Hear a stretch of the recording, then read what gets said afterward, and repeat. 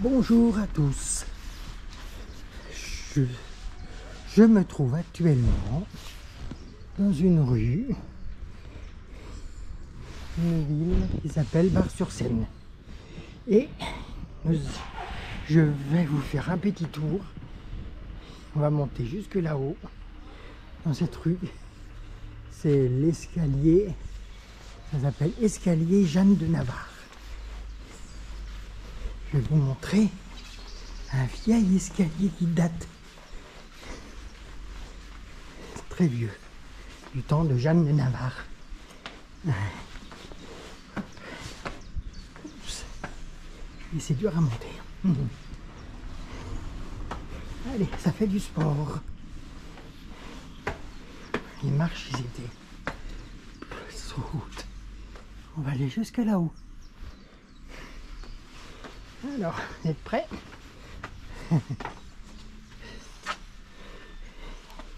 On est donc à Bar-sur-Seine, dans l'Aube. Et ces escaliers, c'est une tuerie. Vous avez vu? En bas, une vieille maison, quelques tuyaux. Hop. Et ben, tout en haut de cet escalier, dit escalier de Jeanne de Navarre,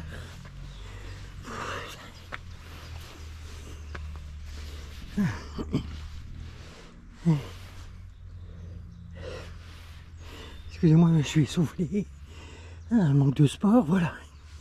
Bon, reprenons le souffle.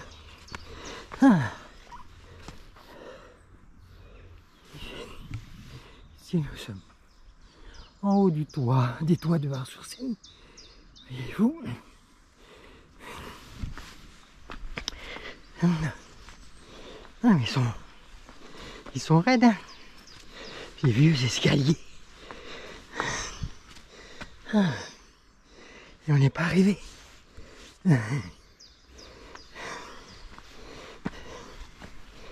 Voilà. Pourquoi ça s'appelle les escaliers Jeanne de Navarre? Parce que jadis,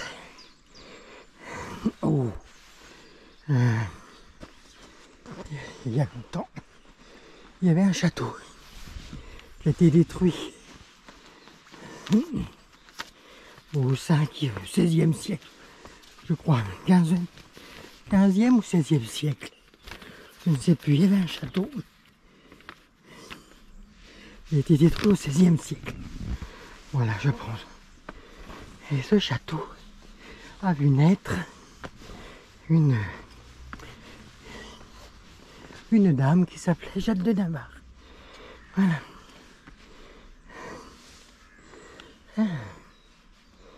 Ouh là là.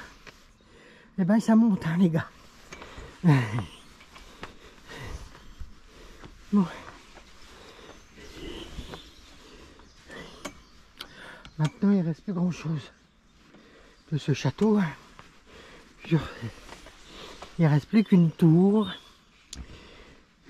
qu'on appelle maintenant la tour de l'horloge, parce qu'on a installé une horloge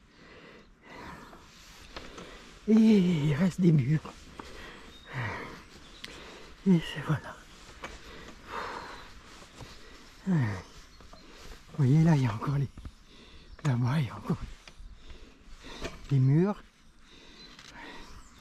recouverts de végétation, tout ça. Là, château, ces vieilles pierres là.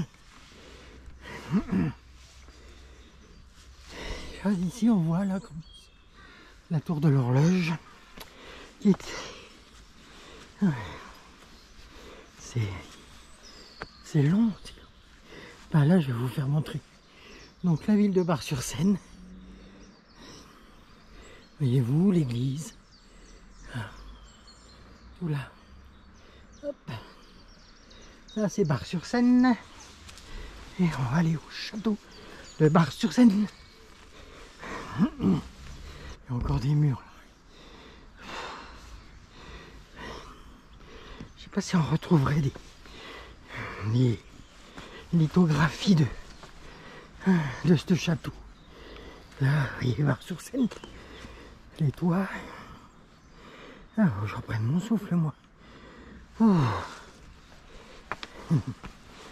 Voilà, mais bon.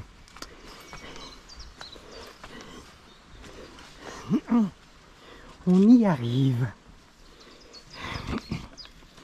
Voilà. Je vous montre encore un peu.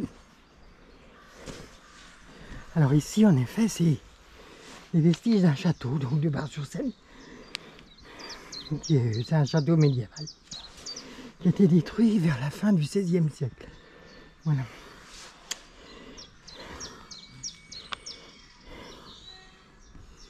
Jeanne de Navarre y est née. Jeanne de Navarre est devenue reine de France. Elle a été mariée à Philippe le Bel. Et vous savez à quel âge qu'elle a été mariée à Philippe le Bel? Quand j'ai su ça, j'ai halluciné quand même, parce que je me dis, mais... Elle a été mariée le 16 août 1284. Jeanne de Navarre à Philippe le Bel, qui ne s'appelait encore pas Philippe le Bel, il s'appelait Philippe, roi de Navarre. Plus tard, il deviendra Philippe le Bel, roi de France. Et elle a été mariée à cet homme-là à 11 ans. Vous vous rendez compte? À 11 ans.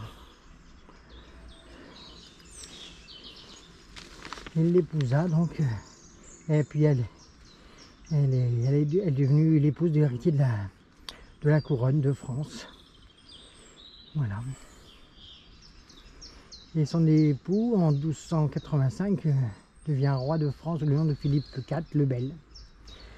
Elle lui donna 6 enfants à Philippe le Bel, dont une fille, Isabelle. Elle avait pour surnom, la fille de Jeanne de Navarre, elle avait pour surnom la Louve de France même, je crois. Ouais. Voilà. Peut-être que vous allez me dire, je connais pas cette Jeanne de Navarre. Elle ne se l'a pas fait trop parler d'elle. Son mari un peu plus. Philippe le Bel, le roi de fer qu'on l'appelait. Parce que quand il prenait des décisions, il avait plutôt intérêt d'être d'accord avec lui. Philippe le Bel a fait des choses pas très, qu'on dirait maintenant, pas très catholiques. Il a commencé par assassiner des évêques de Troyes. Parce que ceux-là, ils n'étaient pas très d'accord avec sa politique. Oui, bah oui, à cette époque-là, quand on dérangeait, voilà. Ensuite, Philippe le Bel, qu'est-ce qu'il a fait? Il a fait des guerres, il a fait plein de choses. Il fallait de l'argent. Alors un jour, il demande aux Templiers, Jacques de Molesme en particulier, de lui prêter de l'argent. Comme il était en dette avec plein de choses, il a refusé. Total, on connaît la fin, hein. On connaît la fin et Philippe le Bel, il a fait un procès aux Templiers. Et les Templiers, les chefs Templiers, donc Jacques de Molesme a été brûlé sur le bûcher à Paris. Voilà. Ça vous parle un peu plus? Il y a des séries des séries télévisées qui ont été faites sur ce sujet qui s'appelle Les Rois Maudits. Après, il s'est passé plein de choses. Hein. Jacques de Molesme aurait dit, parce que ça c'est encore... il aurait dit au roi et au pape Clément de cette époque, c'est les deux qui l'avaient fait condamner. Ils les avaient fait condamner, il aurait dit au roi qu'il était maudit, que avant la fin d'une année, il mourrait aussi, et c'est ce qui s'est passé. Quelques mois plus tard, le pape Clément meurt. Philippe le Bel, quelques temps plus tard, meurt. Et tous ses fils sont morts aussi. Il y a eu déjà le premier Louis le Hutin. Et puis les autres aussi.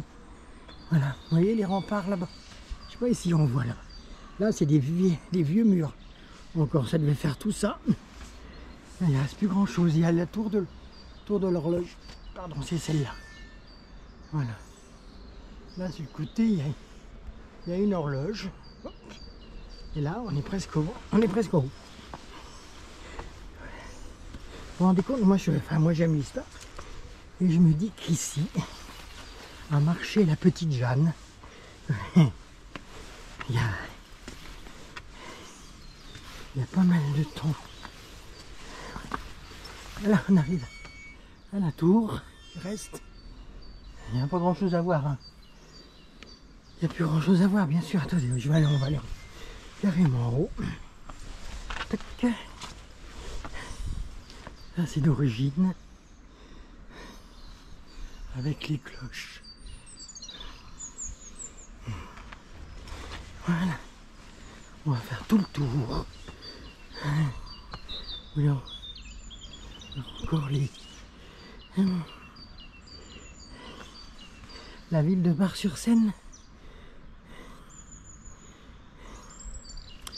Voilà. Magnifique, hein? La tour de l'horloge. On ne peut pas rentrer parce que c'est fermé. Voilà. Ici, on a les meurtrières. Voilà. Hop. Voilà. Les meurtrières. Ici, c'est la porte du mécanisme de l'horlogerie. On va remonter là.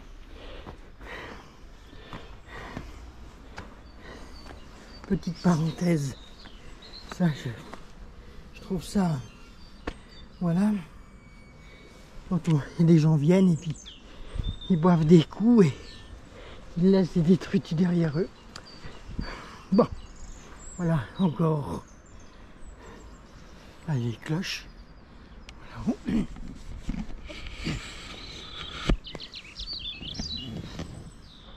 Et là vous avez tout le comté de Bar. Bar-sur-Seine là-bas. Oui. Qu'est-ce que je peux vous dire sur ce château? Bah, pas grand-chose. De plus, il a été détruit pendant les guerres, dans les différentes guerres qu'il y a eu au XVIe siècle, dans les années 1500. Elle a été complètement détruite. Voilà. Là donc vous voyez, hop, la tour. Mais au temps de Jeanne de Navarre, il avait quand même une importance. Parce que il était à la limite de deux comtés. Je vous avais expliqué un peu vite fait ce qui s'était passé avec les enfants de Philippe le Bel. Vous voyez là, on vient de là. Alors qu'est-ce qui s'était passé? Donc Philippe le Bel meurt, son fils le Hutin qui reprend derrière lui. Il meurt empoisonné. C'est son frère qui reprend le trône. Lui, quelque temps plus tard, il meurt aussi en ayant bu de l'eau au cours d'une partie de chasse. Il boit de l'eau de rivière, mais l'eau était polluée. Et là, il meurt. Il avait un fils qui s'appelait Jean. Si vous faites des recherches, vous cherchez sous Jean le Posthume. En effet, quand son père meurt, il a un enfant qui vient de naître. Et 5 jours plus tard, je crois, ce petit bébé qui était roi, puisque son père venait de mourir, a été tué, on pense, assassiné bien sûr, pour que l'autre prenne le trône. Mais ils avaient oublié quelque chose. Isabelle, la louve de France, qui était la fille aînée de Philippe le Bel. À cette époque-là, les femmes n'avaient pas accès au trône. Il fallait que ce soit un héritier mâle, un garçon. Mais comme Isabelle, avait un fils de son mariage avec le roi d'Angleterre, et ben celui-ci pouvait revendiquer le droit au trône de France. C'est ce qu'il a fait d'ailleurs. C'est ce qu'il a fait à son oncle, le dernier fils de Philippe le Bel. Voilà.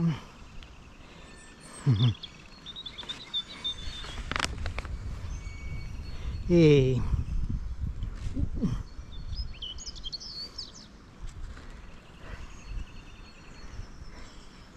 le roi d'Angleterre, comment il s'appelait celui-là, je ne me rappelle plus.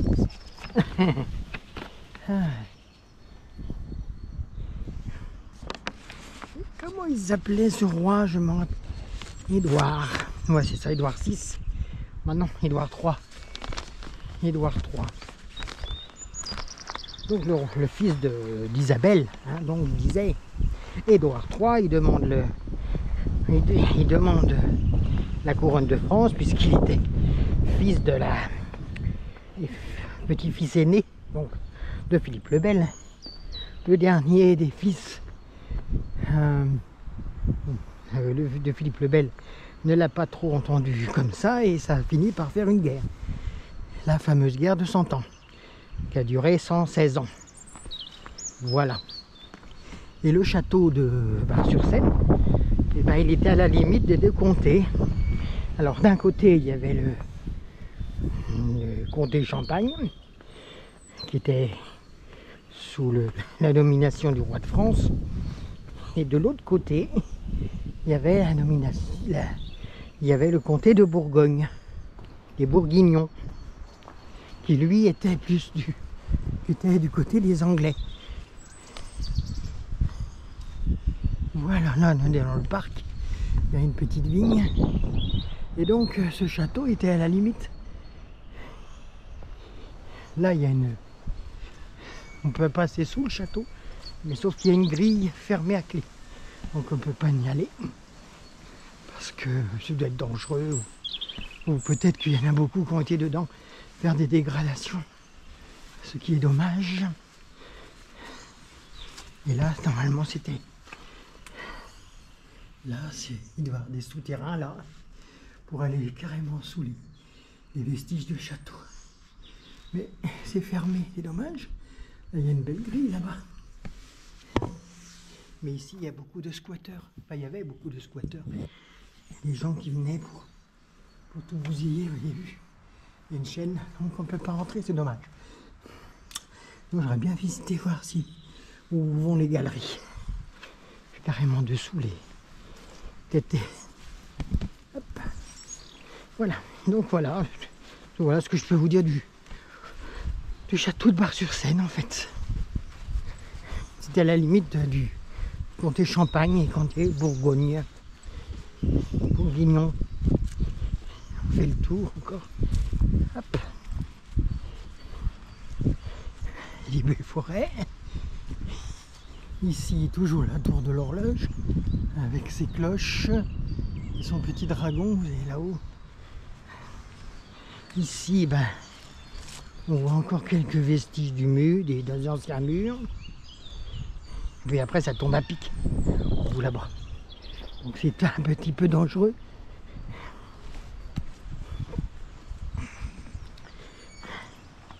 Voilà, les anciens murs. Tac. Voilà. Ici aussi. Hop. Les anciens murs du château.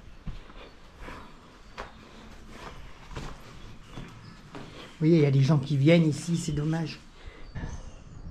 C'est dommage, quoi, je veux dire.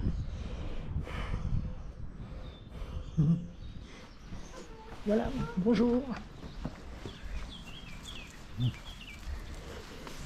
Donc ce château a été détruit au 15e, au 16e siècle, comme je vous disais.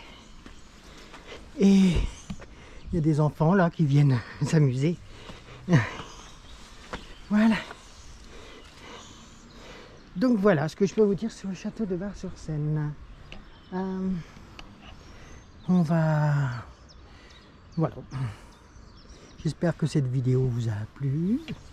Vous avez appris un peu plus sur le château. Il n'y a rien à voir, il n'y a plus rien à voir. Hein. C'est vraiment... Voilà, il ne reste plus que les murs, il y a encore des vieilles pierres. Vous voyez ces pierres-là, quand je pense que le château c'était un château du 10e siècle. Voilà. Je trouve que si les pierres pouvaient parler, ils nous en raconteraient des choses. Voilà. Bien. Je vais quitter là. Peut-être vous montrer d'autres merveilles un peu plus tard. Et puis voilà. Ici, c'est des grosses pierres. Qu'est-ce qui... Là, il devait y avoir quelque chose. Là. C'est pas... Tant que c'est pas dégradé. C'est pas les enfants qui dégradent. C'est certains adultes, malheureusement. Voilà. Bon, et ben j'espère que ça vous a plu. Et que vous me laisserez quelques commentaires. Vous poserez des questions si vous voulez. Et je vous dis à bientôt pour d'autres petites vidéos. Je pense que les prochaines vidéos seront plus basées sur la nature et les habitants de nos forêts encore. Voilà, j'ai quelque chose d'autre en préparation là-dessus. Je vous souhaite une bonne journée et à bientôt.